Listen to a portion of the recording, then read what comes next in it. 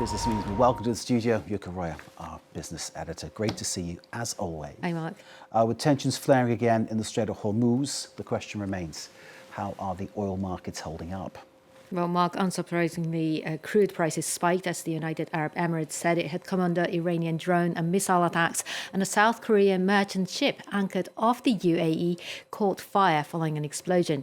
International benchmark Brent crude is up by nearly 6% to above $114 a barrel, while the US's West Texas Intermediate has climbed to around $106 a barrel mark. So that's the situation with the oil markets. Japan and Australia have signed a new deal on energy security and rare earth minerals.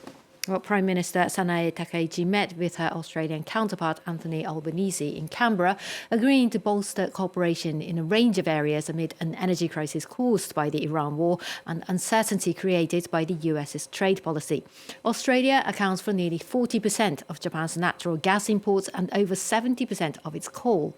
Japan, for its part, is a major supplier to Australia of refined petroleum and diesel. Takaichi's visit also comes after Tokyo lifted a long-standing ban on exporting lethal weapons abroad. Last month, the two countries signed a landmark defence deal worth over €6 billion, with contracts for the first 3 of 11 warships to be built in Japan for the Australian Navy.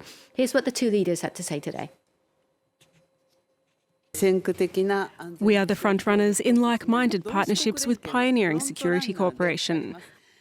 I can say that we have built a relationship that can be described as a quasi-alliance.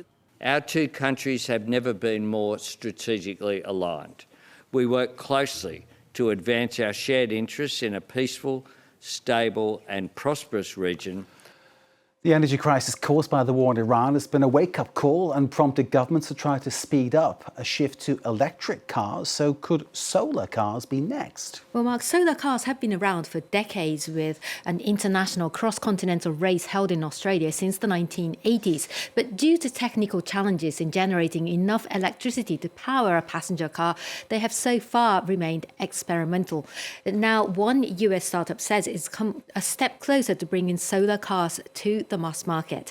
For more, let's bring in Steve Fambro, co-CEO of Aptera Motors. Thank you for joining us, Steve. My pleasure. Thanks for having me. Now, first of all, why is it so difficult then to make commercially viable solar cars? Well, I think it's difficult traditionally because cars use a lot of energy just pushing the air out of the way, and car companies make cars that look boxy and traditional. They don't think about drag. We started out making the most efficient vehicle possible, and that makes it able to harvest solar energy for meaningful range. Well, efficient indeed, but then looking at your design, it's very lightweight, it's very small. Cars are also, of course, a means of transport. It has to carry people. How efficient can your car be in that sense? Well, it holds 2 passengers, and the cargo area and back stores up to 1,000 liters of cargo space. So that's more luggage than you can put in most conventional cars. So it's actually quite big inside. It even has a camping tent option, which turns into a camping vehicle, and you can sleep inside of it. So it's quite roomy inside. What happens when it rains or during the night? You just get less free charge. You can still plug it in like a regular electric vehicle, but most people driving less than 60 kilometers a day won't need to plug it in at all. Wow. So you recently rolled out the first car off your validation assembly line, and you're hoping to start delivering the model to customers. When are you aiming to start mass producing your solar car? The first small volume vehicles will go to customers later this year. Large volume manufacturing starts next year in 2027, but we hope customers will have them in their hands starting this year. Are they going to be expensive? It's about $40,000. So for a price for range of getting about 600 kilometers range on a charge, there's no other vehicle that comes close for that price. And do you think it can one day be mainstream? Well, absolutely. I mean, we have 50,000 orders right now, so we have to produce about $2 billion worth of vehicles to satisfy that. And I think once people start seeing them in their driveways and around town, the interest is only going to increase. And going back to your cars being roomy but still very small, now can we imagine solar power used in public transport or lorries or buses one day?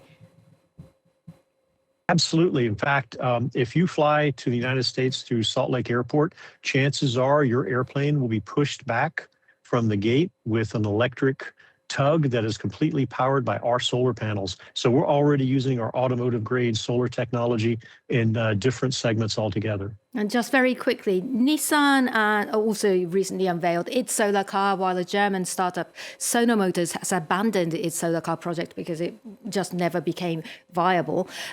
Is competition heating up then? I wouldn't say competition's heating up. A lot of manufacturers, big OEMs, have dabbled with adding a solar panel here or there. For us, it's not a panel. The solar is integrated into the vehicle, and it's the largest part of our IP portfolio. So we're all about and only about solar transportation. It's not a fad or it's not a gimmick for us. It's our core thesis. Oh, Steve Fambro, co-CEO of Aptera Motors, thank you so much. My pleasure. Thank you. An interesting aspect. Solar cars next. Then. Fascinating stuff, isn't it? Solar vehicles, can you imagine it? You know, I've been used to something with like a big sort of solar panel on the roof, but it's not at all like that, is it? You know, you can have the panels discreetly placed somewhere in the bodywork to sort of enable that. Free charge, which is really interesting if that actually happens. And of course, if you live in a sunny place, all the better, you know. Yuka back with more business in round about an hour's time. Thank you very much indeed. Fascinating interview with Steve Fambro there. We take a very short break. After that, more news. Stay with us.